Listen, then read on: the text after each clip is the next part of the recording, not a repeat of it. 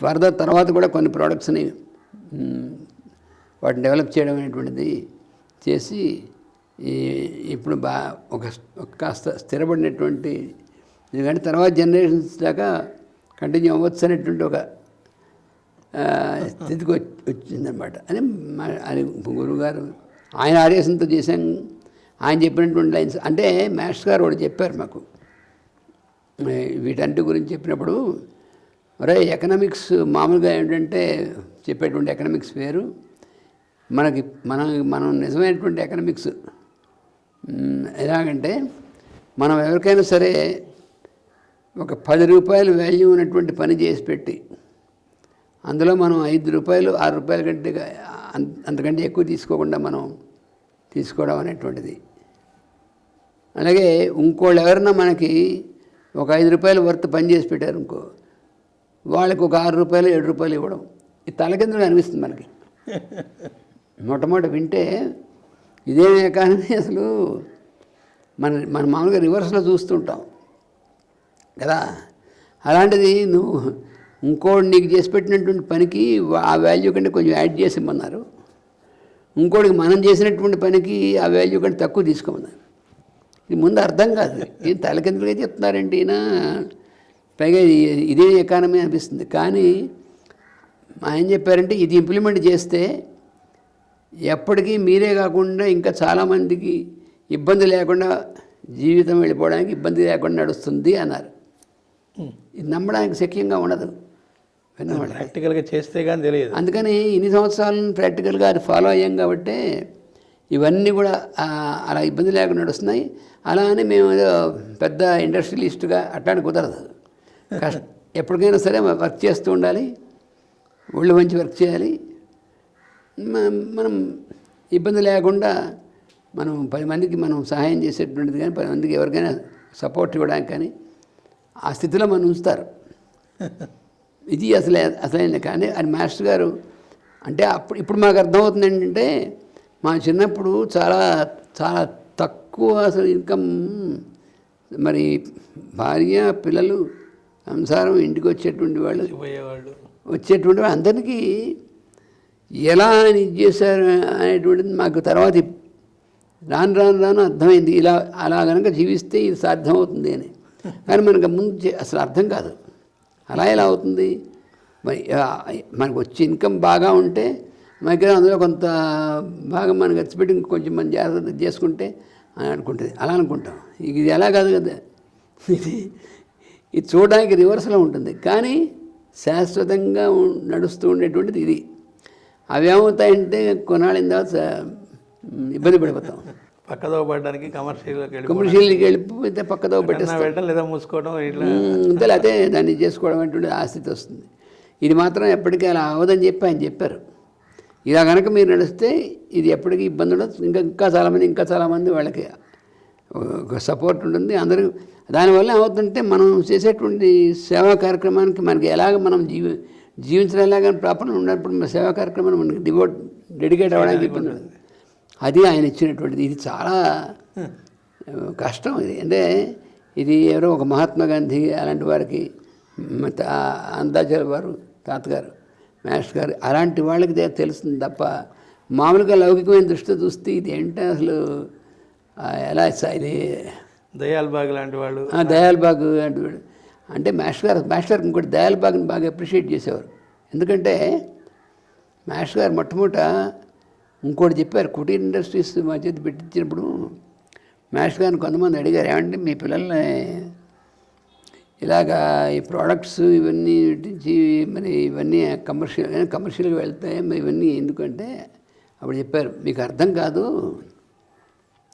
దయాల్బాగ్ని చూడండి, సెల్ఫ్ సఫిషియెంట్గా ఇంక్ దగ్గర నుంచి పెన్నుల దగ్గర నుంచి తర్వాత వాళ్ళకి సోప్స్ దగ్గర నుంచి వాళ్ళు ఇవన్నీ కూడా దయాల్బాగ్లో తయారు చేసి ట్రైనింగ్ ఇవ్వడం. అంతేగాని ఊరికనే పెద్ద పెద్ద పెద్ద చదువులు చదివేసి వాళ్ళతో చేసి అది కాకుండా ఇలాగ ప్రొడక్షన్, ఒక ప్రొడక్టివిటీ, మనకు నిత్యం కావాల్సినటువంటి వాటిని ప్రొడ్యూస్ చేయడం అనేటువంటిది చేసి. అయితే అంటే దయాల్బాగు కొంచెం కాస్ట్ ఎక్కువ ఉంటాయి కదా అని కొంతమంది ప్రశ్న వేశారు. అప్పుడు చెప్పారు, వాడు పిచ్చివాళ్ళరా, మీరు ఈ కమర్షియల్గా బయట నుంచి వచ్చి చేసేటువంటిది అవే కాస్ట్ తక్కువ ఉన్నట్టు కనిపిస్తాయి, కానీ వాటిలో వాడినందువల్ల మనకు వచ్చేటువంటి ఉపయోగం ఉండదు, క్వాలిటీ ఉండదు. అలా కాకుండా ఇది ఎవరి మధ్య తిరుగుతుందంటే మనం దాన్ని సపోర్ట్ చేశారనుకోండి, మనం అదే బయట కొనుక్కోకుండా కొంచెం మనకు ఉన్నా కూడా ఇది మనం సపోర్ట్ చేయాలని బుద్ధితో కొనుక్కున్నాం అనుకోండి, అప్పుడు ఇదంతా కూడా వీళ్ళ మధ్యలో ఉంటుంది. లేకపోతే ఏమవుతుందంటే మనం ఇంపోర్టెడ్ కొనుక్కున్నామంటే ఆ డబ్బులు బయటికి అమెరికా వెళ్ళిపోతాయి. ఇప్పుడు మనకి యాంబే అని మధ్యలో వచ్చింది. ఆ యాంబే అంటే అర్థం అంటే అమెరికన్ వే అని అర్థం. యాంబే అంటే ఆ ప్రోడక్ట్స్ అన్నిటినీ చాలా దారుణంగాను, అంటే ఎలాగా అవి తీసుకొచ్చి ఒకళ్ళుగా పెడతారు. నువ్వు ఇవి కనుక 10 మందికి అంట కడితే నీకు ఫ్రీగా వస్తుందని చెప్పి ఆ కాన్సెప్ట్ వల్ల చాలామంది దానికి లొంగిపోయి ఇంకా వాళ్ళు తెలిసిన వాళ్ళందరినీ వెంటబడి తీస్తారు. ఎందుకంటే వాడికి ఫ్రీగా వస్తుంది. అది ఎప్పుడు చాలా డేంజరస్ అది. అంటే ఏమిటి, ఇవన్నీ ఎవరికి వెళ్తున్నాయి? అమెరికాకి వెళ్తున్నాయి. అలాగే మన దేశంలో కోకోకోలా కంపెనీని పెట్టారు, మన వాళ్ళ చేత కోకోకోలా తాగిస్తున్నారు. ఈ ప్రాఫిట్స్ వీటిలో ఉన్నటువంటిది ఎక్కడికి వెళ్తుంది? ఇవన్నీ అమెరికాకి వెళ్తాయి ఈ డబ్బులన్నీ, మన వాళ్ళకి తెలియట్లేదు. అంటే మన దేశం, అందుకని మహేష్ గారు చెప్పారు, మనకి స్వావలంబనం అనేటువంటి ఉండాలంటే మనం ఇంత వర్క్ చేస్తూ, ఇంతమంది నెట్వర్క్గా వర్క్ చేస్తూ జాగ్రత్తగా మెయింటైన్ చేస్తే వీటి వెనక ఎంతటి జాతీయ భావన ఆయనలో ఉన్నదనేటువంటిది తెలుస్తుంది. అందువలన ఆయన చెప్పినటువంటిది ఇంప్లిమెంట్ చేయాలంటే ఇవన్నీ ఇందులో ఉన్నటువంటిది మనం ముందే తెలియదుగా మనకి, కానీ ఆయన చెప్పినట్టు చేద్దాం అని చేస్తే తర్వాత తెలుస్తుంది మనకి. అక్కడే ఉంది, అది అనుభవంలోకి వస్తుంది, నోటితో చెప్పడం కాకుండా. కానీ ముందు ఆయన చెప్పినట్టు చేయాలి. మనకు ముందే ఎలా తెలుస్తుంది? ముందే తెలిస్తే మేము చేసేవాళ్ళం అంటే ముందు మేము వెళ్ళాలి కదా. అలాగా ఈ కుటీర్ ఇండస్ట్రీస్ అనేటువంటిది ఎందుకు ఏ ఉద్దేశంతో చేశారు, అలాగే పెయిడ్ డిస్పెన్సరీస్ ఏ ఉద్దేశం చేశారు. కొంతమంది ఆయన్ని కొంచెం విమర్శించారు మహేష్ గారు. మీరు అవన్నీ ఇలా చెప్తారు కానీ వీళ్ళ చేత ఇవన్నీ పెట్టించి ఇవన్నీ చేశారు అంటే అనేవాళ్ళు. అంటే యువతల వాడు ఏం తినకుండా బ్రతకాలనే, ఎట్లా బ్రతకాలి? మహేష్ గారు అదే అన్నారు. అంటే మీ అబ్బాయి చేత పెయిడ్ డిస్పెన్సరీ ఎందుకు పెట్టించారంటే, ఓ పని చేయండి, ఏ డిస్పెన్సరీ పెయిడ్ అక్కర్లేదు, మేము ఎవరన్నా నెలకింతని పోషిస్తారని. అదిలా మరి అందుకనే మీరేమో మీ ఉద్యోగాలు వ్యాపారాలు చేసుకుని మీ ఫ్యామిలీ పోషణ మీకు ఉంది. మరి వాళ్ళు సర్వీస్ చేయాలంటే లైఫ్ లాంగ్ వాడికి ఫ్యామిలీ ఉంటుంది, నడవాలి కదా. మరి వాళ్ళకి నడవద్దా? కుటుంబం నడవడం అనేటువంటి దాని గురించి మినిమం కర్తవ్యం ఏంటైతే ఉందో దాన్ని ఫుల్ఫిల్ చేయకుండా ఏదో చేస్తానంటే ఆ సర్వీస్ కిందకి ఎలా వస్తుంది? ఈ ఇంటినే పట్టించుకునే వాళ్ళది లోకానికి ఏదో చేస్తాడంటే అది అబద్ధం కదా. అది మాస్టర్ గారు అసలు స్పిరిచువల్ ఆధ్యాత్మికమైన దానికి ఇంట్లో వాళ్ళని పట్టించుకుని వాడు ఆధ్యాత్మిక పైకిరాడు అన్నారు. పైగా పోనీ అలా చేస్తూ ఉంటే ఎవరో ఇవ్వాలిట అంటే అర్థం ఇంకోటి మీద ఆధారపడటం. అది అప్పుడు ఆధ్యాత్మికత ఎలా అవుతుంది? అసలు డిపెండెన్సీతో ఇంకోటి మీద ఆధారపడి సేవ చేస్తాను నాకు బతికేయడానికి మీరు చూసుకోండి అంటే తప్పు కదా. అది అసలు బేసిక్ దానికే విరుద్ధం, అది బేసిక్ ప్రిన్సిపల్గా విరుద్ధం అది. అందుకని మాస్టర్ గారు ఆయన ఏంటంటే ఏది సరైందో అనేటువంటిది తను ఆచరించి దాన్ని కరెక్ట్గా ఇది విధానం సరైనటువంటిది, ఇది ప్రకృతి ధర్మానికి వ్యతిరేకమైనది కాదు అని ఆయన ఆచరించి నిరూపించి ఫాలో అయ్యేటువంటి వాళ్ళకి కూడా వీటిలో శిక్షణనిచ్చి ఈ లైన్లో పెట్టి వాళ్ళని చాలామంది ఈ లైన్లో వెళ్తే చాలామంది అలాగే ఇప్పుడున్నటువంటి జనరేషన్లో వాళ్ళందరూ మరి మేమందరం ఎవరో కూడా ఎవరి దగ్గర మేము చేయి చాపడం కానీ ఎవరి దగ్గర మేము ఉద్యోగిస్తారని అడిగిన. ఎందుకంటే మహేష్ గారు చాలాసార్లు చెప్పారు, నా దగ్గర తయారైనటువంటి వాళ్ళు ఎవరు గవర్నమెంట్ దగ్గరికి వెళ్ళి కానీ ఎవరి దగ్గరికి వెళ్ళి మీరు నాకు ఉద్యోగం ఇస్తారా లేదా అని, లేకపోతే మీరు నాకు ఏం చేస్తారని అడగాల్సినటువంటి అవసరం లేకుండా ఉండేటువంటి వాళ్ళుగా తయారు చేస్తానని చెప్పారు. గవర్నమెంట్కి కావాలంటే హెల్ప్కి మనుషులు పంపిస్తా అన్నటువంటి ఆయన మరి చెప్పారు. అదేగా అది ఒక మినిస్టర్ గారు ఒక ఆయన చెప్పినప్పుడు, మీ మీ సంస్థకి మీకు ఏమైనా కావాలంటే సహాయం చేస్తాను, మీ సహాయం అక్కర్లేదు, మీ గవర్నమెంట్కి ఏమైనా సహాయం కావాలంటే మా దగ్గర ఉన్నటువంటి వాలంటీర్స్ని పంపిస్తాను. అది మాస్టర్ గారు అన్నారు, సత్యసాయిబాబు గారు అన్నారు. సత్యసాయిబాబా గారు ఈ వాటర్ అనంతపురం జిల్లాలో వాటర్ ప్రాజెక్ట్ అని వచ్చినప్పుడు, అప్పుడు గవర్నమెంట్ ఎప్పుడో ఎన్ని ప్రణాళికలు వేశారు, అయింది లేదు పెట్టింది లేదు. అప్పుడు సత్యసాయిబాబా గారు అన్నారు గవర్నమెంట్ అని అక్కర్లేదు నేను చేస్తానని చెప్పేసి ఆయన తన వాలంటీర్స్ చేత, అంటే వాలంటరీగా అవి చేసేటువంటిది, అలా కాలువలు తవ్వించడం, ఆ ప్రాజెక్ట్ అంతా చాలా తక్కువ టైంలో మొత్తం ఆ జిల్లా అంతా వాళ్ళు మంచినీళ్ళు వచ్చేట్టుగా అందరికి చేసి చూపించారు. చూస్తే ఇది మాకు అప్పచెప్పండి, మేము నిర్వహిస్తాను. అప్పుడు గవర్నమెంట్ అంటే మీకు అప్పచెప్తే ఉన్నది ఆగిపోతుంది, అక్కర్లేదు, నిర్వహణ కూడా వాలంటీర్స్ చేస్తారని చెప్పి, బాబా మీకు కావాలంటే మేము మా వాలంటీర్స్ మీకు హెల్ప్ చేస్తారు, మీరేం ఇంటర్ఫియర్ అక్కర్లేదని చెప్పారు. అలా మాస్టర్ గారును సాయిబాబా గారు వాడిద్దరూ చెప్పారు అంత ఖచ్చితంగాను, భయపడకుండా.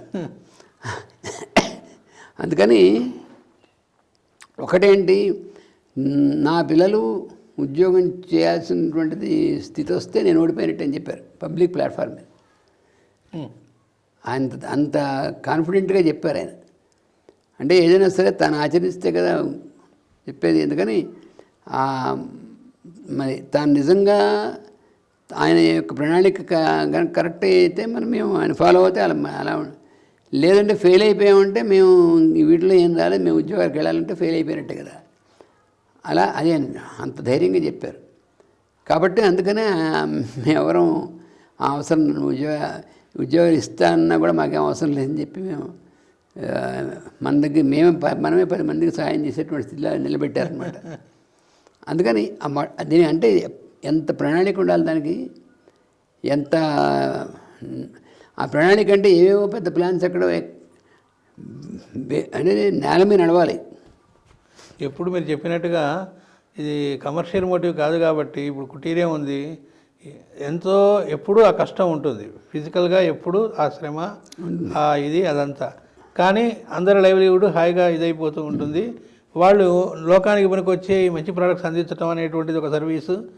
10 రూపాయలు దాన్ని 5 రూపాయలకి 6 రూపాయలకి అందిస్తూ వాళ్ళకి మంచి క్వాలిటీ ఇస్తూ బయట మార్కెట్ కంటే కూడా ఈ సర్వీస్తో పాటు వాళ్ళు వ్యక్తిగతంగా కూడా ఇంకో 4 మంచి కార్యక్రమాల్లో పాల్గొని సర్వీస్ చేయడానికి కూడా వాళ్ళకి అవకాశం కలగటం. ఇంకోళ్ళ కింద ఉంటే అంత టైం దొరకదు కదా. ఇప్పుడు మాస్టర్ గారు ప్రాక్పశ్చిమ సమన్వయ యాత్రకి 2వ సారి వెళ్ళాలని చెప్తే వాళ్ళు పర్మిషన్ ఇవ్వకపోతే కానీ ఆయన రిజైన్ చేశారు. ఇప్పుడు ఆయన ప్రాక్పశ్చిమ యాత్రకు వెళితే ఎంతమంది బయట దేశాల్లో వాళ్ళందరికీ ఆయన వల్ల ఎంత ఐ ఓపెనింగ్ అయింది, విజ్ఞానం కలిగింది, వాళ్ళకి ఎందరికో సమస్యలు చేయి. మరి వెళ్ళేటువంటి దానికి ఇక్కడేమో ఎంప్లాయీ అయినటువంటి వాడు ఎంప్లాయర్ దగ్గర పర్మిషన్ తీసుకొని వాడు ఇవ్వనంటాడు, ఇవ్వనంటే రిజైన్ చేశారు అంతే.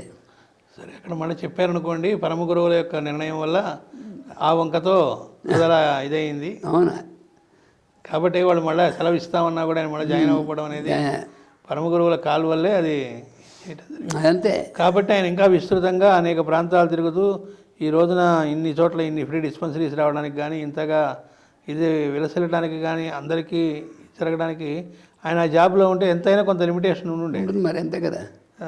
అన్ని చోట్లకి ఎప్పుడు పడితే అప్పుడు తిరగలేరు కదా. అప్పటికే ఇప్పుడు ఆయన ఈ డిపార్ట్మెంట్లో ఆయన వర్క్ చేస్తున్నప్పుడు ఆయన క్లాసెస్ పొద్దున్న సాయంత్రం కంటిన్యూస్ ఒకే వన్ కూడా అందరికి డిస్ట్రిబ్యూట్ అయి ఉంటాయి. క్లాస్ అయిన సమయంలో ఎవరన్నా వాళ్ళకి ఇబ్బంది ఉంటే వాళ్ళు వచ్చి మాట్లాడితే వాళ్ళు సలహా ఇస్తే, ఇదిగో ఈయన కాలేజ్ టైంలో వాళ్ళకి సలహాలు ఇస్తారని కొంతమంది ఆయన వాళ్ళ దగ్గర పుచ్చుకున్నారు ఆయన సలహాలు ఇవ్వడానికి. ఆయన పక్కన సైడ్ బిజినెస్ అలా ఉంటుంది దృష్టి. లోకంలో ఉంటారు కానీ రకాల ఆయన ఎప్పుడు పట్టించుకోవాలి, లెక్క చేయలేదు. అందుకనే అప్పుడు ఆయన ఎంక్వైరీ పెట్టి అవి చేశారు, పెట్టుకోమన్నారు. పెట్టుకుంటే ఆయన ఏముంటుంది ఆయనకి అసలు, అంటే ఒక గ్రూప్ ఎవరైతే ఆయన మీద ఈర్ష్యపడతారో వాళ్ళు అవన్నీ చేశారు. ఆ తర్వాత తేలిపోయింది ఆయనలో ఏనుగు వెళుతుంటే మరుగుతుంటే అదే అందుకని ఆయన ఎప్పుడు దేనికి భయపడలేదు, అది కూడా చెప్పారు. నేను ఎప్పుడు దేనికి భయపడలేదు అంటే కరెక్ట్, అది 100% కరెక్ట్. ఎందుకంటే ధర్మం, సత్యం, ధర్మం అనేటువంటి దాన్ని డివియేట్ అవ్వకపోయినప్పుడు భయపడాల్సినటువంటి అవసరం కాదు. తర్వాత ఇక ప్రతి క్షణం లోకహితం అనేటువంటి దానికోసమే మనస వాచ కర్మణ చేసేటువంటి దీన్ని మనకి ఇంటికి భయపడాల్సినటువంటి పర్సనల్ మోటివ్ లేనటువంటి వాళ్ళకి. అందుకని ఆయన్ని మనం ఆయన అనుసరించడం అంటే ఏ విధంగా ఆయన ఇలా జీవించారు అంటే ఆయనకి ఏంటంటే ఆయన మరి దేశాలు తిరిగి ఇంత వర్క్ చేసిన మామూలు వర్క్ కాదు. మన దేశంలో కూడా ఎన్ని వేల మందికి ఆయన చేశారు, ఆ దేశాలు తిరిగారు. అది మామూలుగా ఇవి చేస్తూ ఒక ఇంచుమించు 400-500 సంవత్సరాలు సరిపడా వర్క్ మరి తరతరాలుగా వాళ్ళకి ఇచ్చేటువంటి విజ్ఞానం కానీ వర్క్ అంతా కానీ ఇప్పుడు కృష్ణాల సప్తకం ఉంది. ఆ కృష్ణాల సప్తకం అనేటువంటిది మరి ఆయన ఎన్ని తరాలకి అవసరమైనటువంటిది భాగవత రహస్య ప్రకాశం ఉంది. అందుకని ఆయన చెప్పారు, నేను దిగి వచ్చినటువంటి ప్రణాళికలో ఈ రచన వేసి అందించడం అనేటువంటిది ప్రధానమైంది అని చెప్పారు. అందువలన అది చూస్తే ఇంకా ఎప్పటికంటే రాను ఎంత విస్తారంగా వెళ్తుంది, దానివల్ల ఎంతమందికి ఎన్ని రకాల ప్రయోజనం కలుగుతుంది అనేటువంటిది ఎంతో ఉంది కదా.